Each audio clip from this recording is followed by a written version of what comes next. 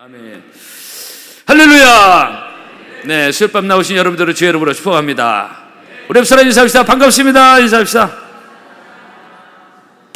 네, 초중고 청년 여러분들을 환영합니다. 네, 톨스토이의 단편 소설 중에 욕심이라는 유명한 책인데요, 한 농부가 이미 또 어렸을 때 동화에서도 이미 아이들을 일으켜주면서도 익숙한 얘기긴 합니다. 한 농부가 있었는데 그 농부는 땅을 소유하기 위해서 심장이 터지도록 달려가서 말뚝을 박고, 말뚝을 박는 것이 내 땅, 그러니까 말뚝을 가능하면 멀리 말뚝을 박아야 그 땅이 내 땅이 되고 내 땅을 확보가 되는 그런 겁니다. 이 농부는 죽을 힘을 다해서 매일 자기 땅 말뚝 박기에 아주 열심을 다합니다. 욕심의 말뚝이라고 볼 수 있죠. 농부는 때로 지치기도 하고 한편은 신나기도 하고, 지치기도 하고 신나기도 하는, 우리가 살면서 돈을 버는 것이 신나기도 하고 좀 지치는 것 똑같습니다. 말뚝 박는 대로 내 땅이 되는 거예요. 근데 이 농부 나중에 어떻게 되죠? 욕심에 지쳐가지고 심장이 터질 때까지 받고서 그냥 죽어요. 그게 소설입니다. 그리고 나중에 보니까 그가 엄청난 땅을 소유했다고 생각했는데 심장이 터져서 지쳐서 죽었는데, 마지막으로 그가 소유한 땅은 싸늘한 자기 시신이 묻힌 땅 한 평. 그 톨스토이의 소설 욕심의 얘기입니다. 인생을 이렇게 비유한 겁니다. 말뚝을 박는다고 내 땅인가? 내 이름으로 등기됐다고 내 땅인가? 옛날에 이제 요즘 우리 아이들 이런 놀이는 없어졌는데 땅 따먹기라고 있었습니다. 기억나시는 분도 있을 겁니다. 저도 어렸을 때 땅 따먹기를 했었는데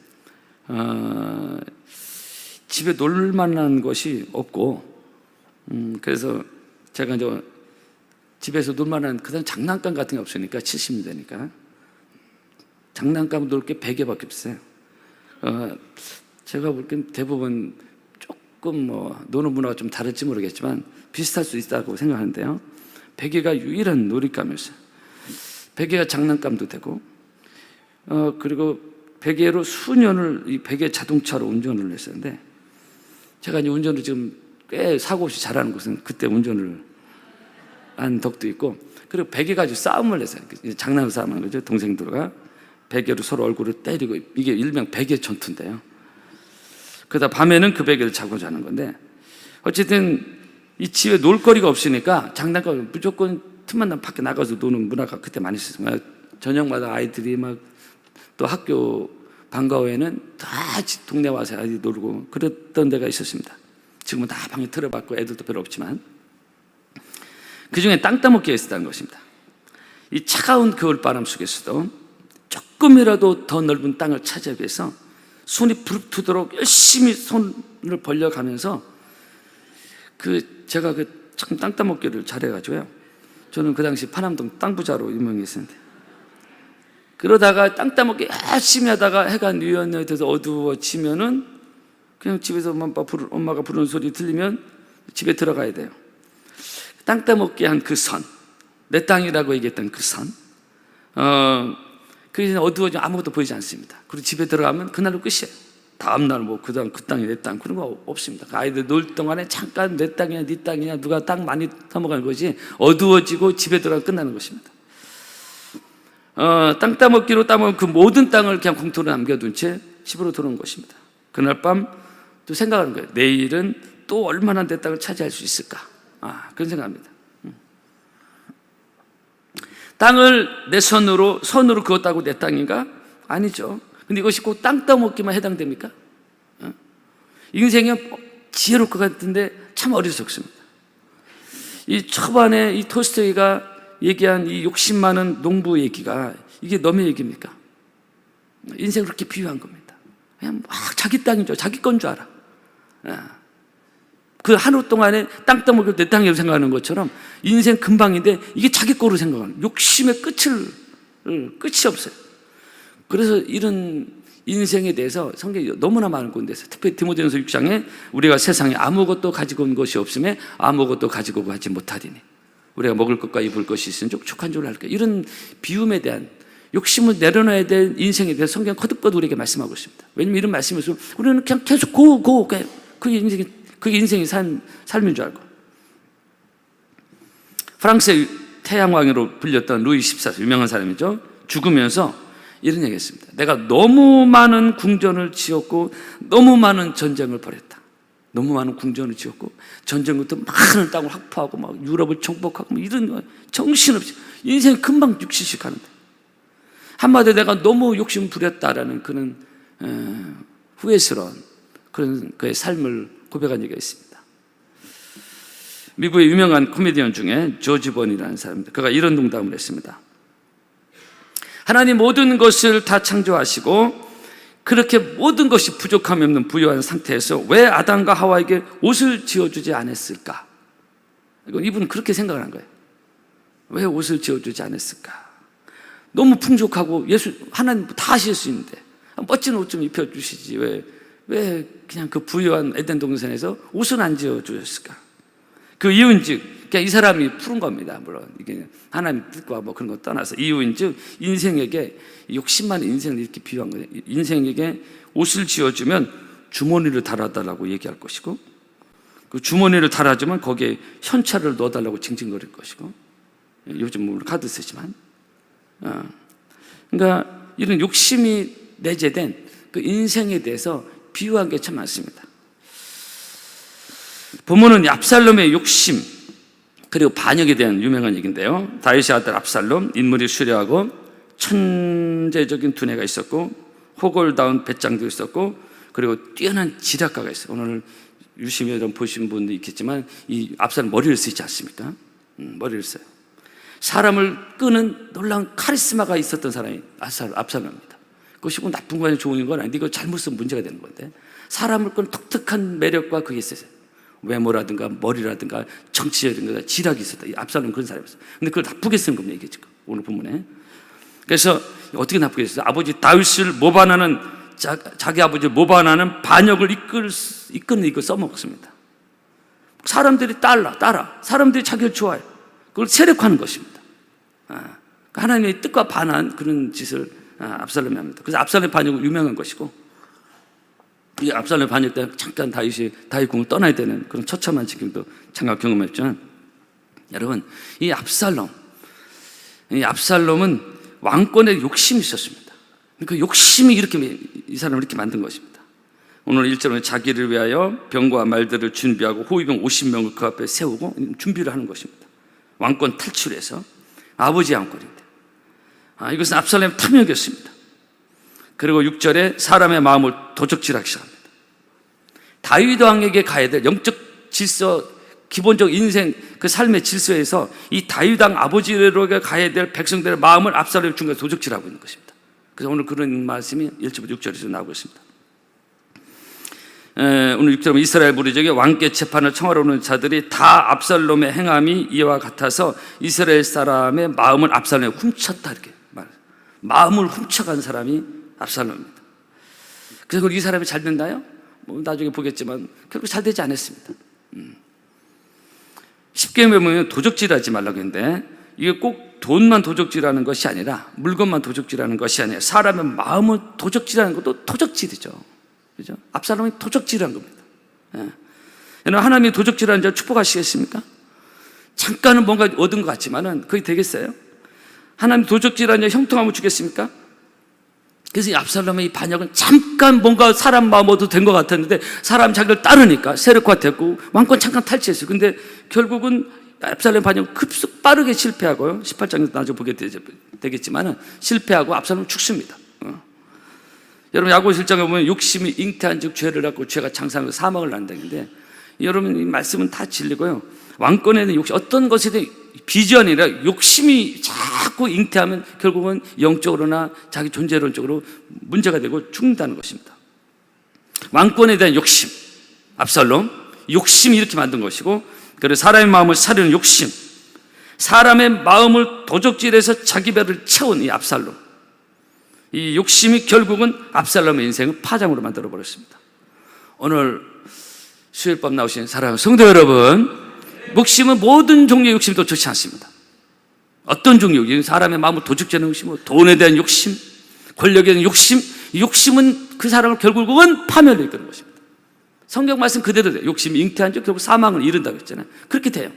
죄를 짓게 되고 무리수를 두게 되고 하나님의 뜻을 반하게 되고, 욕심으로 가는 하나님의 뜻이 아니거든요. 그래서 우리는 늘, 우리 인간 죄에게는 늘 욕심이라는 게 있어요. 이걸 잘 컨트롤하지 않고 비움의 형성이 자꾸 안 되고 은혜가 없어서 자꾸 욕심으로 가면은 이게 그것을 무엇을 잠깐 얻었든 안 얻었든 나중에 결국 문제가 된다. 영적으로도 자멸될 수 있고 문제를 일으킬 수 있는 게 우리 욕심인 것입니다. 이게 압살롬의 욕심이 우리에게 주는 교훈인 것입니다. 여러분, 성도 여러분, 하나님 믿는 성도는 이런 세상 사람의 마음을 사려는 욕심이라든가 돈에 대한 욕심이라든가 권력에 대한 욕심, 이런 욕심보다는 하나님의 마음을 사려는데 우리는 힘써야 될 줄로 믿습니다. 사람의 마음을 사려는 데만 조금 더 말씀드리겠지만, 큰 욕심을 부렸던 압살롬, 잠깐 사람의 마음을 얻었어요. 근데 결국은 인생이 파장이 되는데요, 우리는 사람의 마음을 사려는 데 집중하는 것보다는 하나님의 마음을 사려는 데 힘써야 결국은 그 사람이 잘 될 줄로 믿습니다. 할렐루야. 사도행 13장에 보면 여기 압살롬과 다윗이 전혀 다르게 나오는데요, 거기 보면 내가 이세 아들 다윗을 만나니 내 마음에 합한 사람이라. 즉 다윗은 하나님의 마음을 산 사람이다. 그래서 성공한 사람이야. 보이지 않아, 하나님. 근데 압살롬은 하나님의 마음을 사는 거 전혀 관심 없었어요. 만약에 목회자가 그런 목회자면 큰일 나는 것입니다. 우리 하나님 믿는 성도들이 하나님의 마음을 사는 게 전혀 관심이 없다, 문제가 되는 거예요. 보이지도 않는 하나님, 압살롬은 그렇게 생각했을 것 같아요. 오직 보이는 사람의 마음을 사는데 급급한, 그래서 잠깐 사는 마음을 샀어. 오직 사람의 마음만 본 압살롬. 우리 사람의 관계도 마음을 배려하고 공감하고 이건 중요하죠. 저는 그거 무시하는 게 아닌데, 근데 압살롬의 문제는 뭐냐? 사람의 마음만 사는데 집중했어요. 아주 온 마음을 거기다 쏟았어. 하나님 마음은 전혀 관심 없었습니다. 그래서 하나님 뜻과 전혀 이상한 방향을 가버렸어요. 그래서 여러분, 압살롬은 그래서 이름도 그렇게 압살롬이 압살당해서 죽은 거 아닌데 그냥 죽었습니다. 압살롬, 압살해서 죽었다. 압살롬이 죽는 거 영적 의미로 말하는 것입니다. 여러분, 우리가 하나님을 믿는다고 하면서요, 하나님 마음보다는 사람들의 마음을 사려는 데만 자꾸 우선순위가 자꾸 밸런스 이쪽 넘어져 버리면 이게요, 영적으로 취해집니다.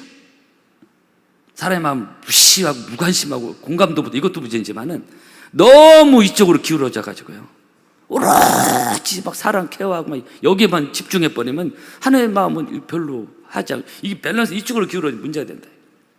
그걸 말하는 겁니다. 이 목회자들, 교육자들 여기에 참 비싸실 거예요. 우리 모두 마찬가지입니다. 얘도 구역식구도 케어하지만 하나님의 마음을 사려는 더 마음을 쏟고, 그러면서 구역식구도 돌보고, 기관도 마찬가지고, 각 교육부서도 마찬가지고. 이 사람이 하나님의 마음을 생각지 않고 사람 쪽으로만 자꾸 기우면 반드시 그 문제가 생깁니다. 여러분, 세상 사람 다 그렇게 살 수 있는 사람이 많아요. 그러나 위에 계신 하나님을 믿는 성도는 위에 계신 하나님의 마음을 사는데 우리의 마음을 늘 집중하며 살아야 될 줄로 믿습니다. 근데 목회자도 기도하지 않고 은혜 없으면요, 자꾸 사람만 보여. 우리 눈에 보이니까 사람. 그래서 기도 생활이 중요해요. 영적 생활이 중요합니다. 기도하지 않고 영적 생활이 자꾸 사라지면 사람에게 집중해요. 그 압살롬 같이 실수가 돼요. 사람 마음 사려는 데만 집중하게 된다. 이게 허무한 인생이 됩니다. 가수 조용필, 국민 가수죠. 요즘은 제가 모르겠습니다. 제가 30대, 40대 때는 제 얼굴이 조용필 닮았다고 제가 그런 얘기 많이 들었어요. 저는 내가 왜 조용필을 닮았냐? 난 장동건이지. 안경을 다시 써라. 저는 솔직히 조용필 닮았다는 걸 별로 좋아하지 않았는데, 근데 국민 가수 조용필이 노래 너무너무 잘하죠. 국민 가수 가수들은 인기 연예인들 다 사람들의 인기를 먹고 사는 사람 아닙니까? 근데 조용필이 이런 얘기를 했어요. 그 인터뷰 칼럼에서 제가 가지고 있는데 아주 짧은 한마디, 이런 얘기를 했습니다. 사람이 인기에 매달리면 취해진다, 이런 얘기했어요. 이 사람 예수 믿는 사람도 아닌데 어떻게 이런 것을 철학을 터득했는지.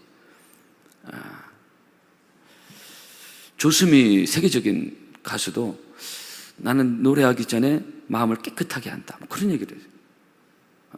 무조건 자기 스킬로만 한 게 아니라 마음을 갖다 둔다. 예수 믿는 사람한테 그런 어떤 도의 철학을 얘기하더라고.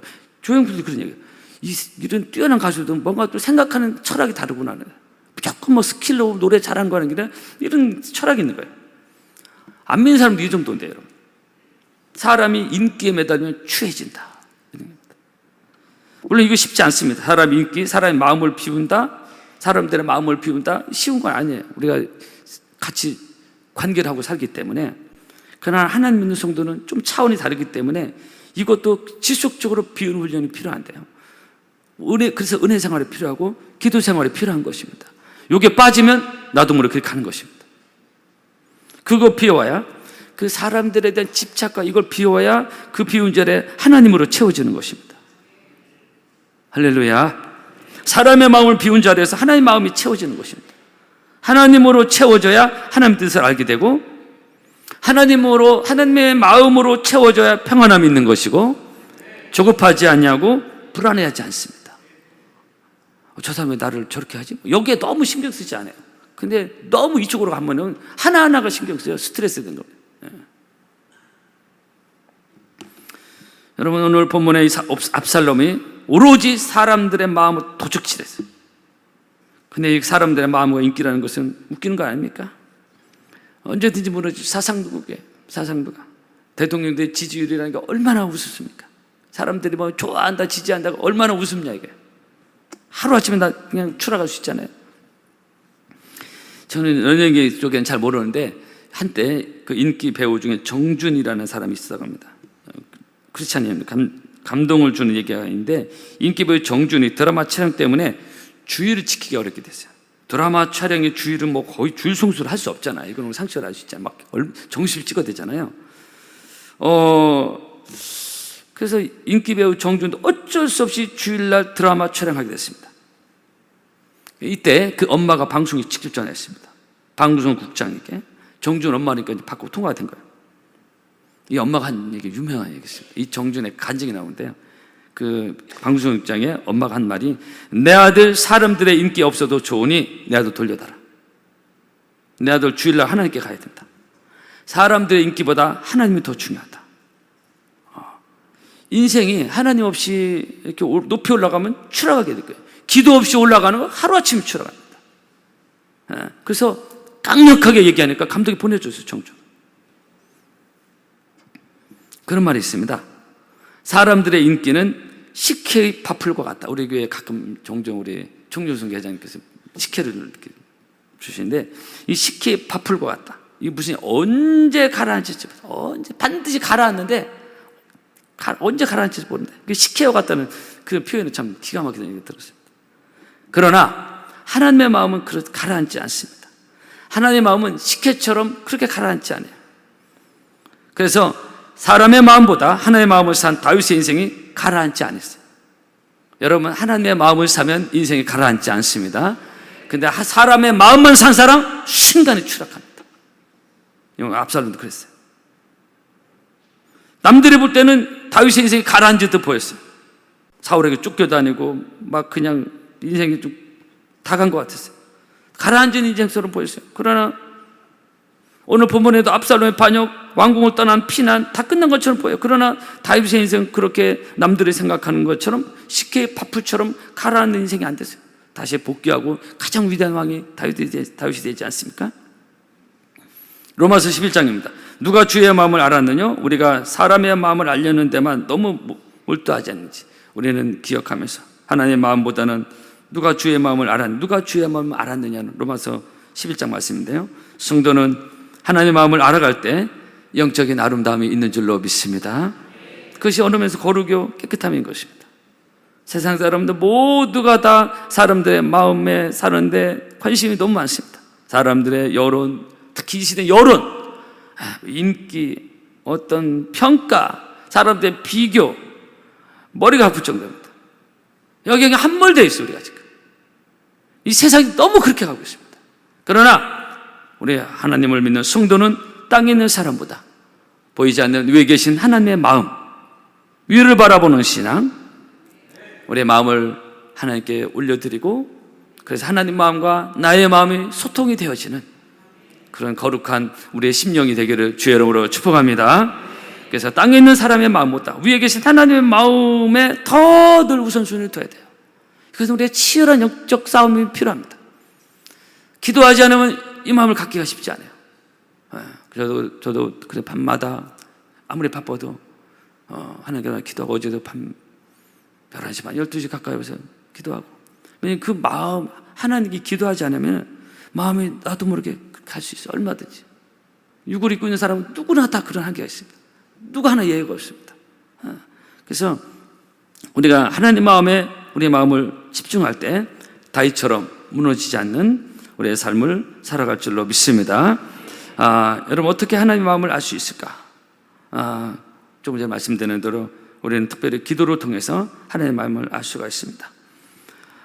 본문의 어려운 상황에서 다윗은 하나님께 기도합니다. 오늘 다 읽지는 않았지만 31절에 그런 말씀이 나오는데요.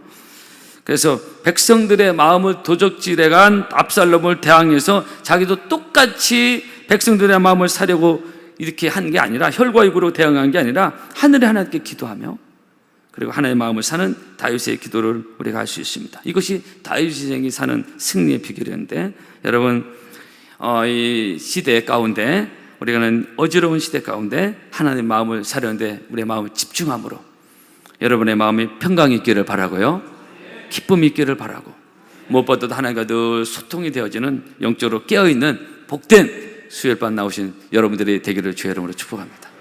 축복합니다. 우리 찬양하겠습니다.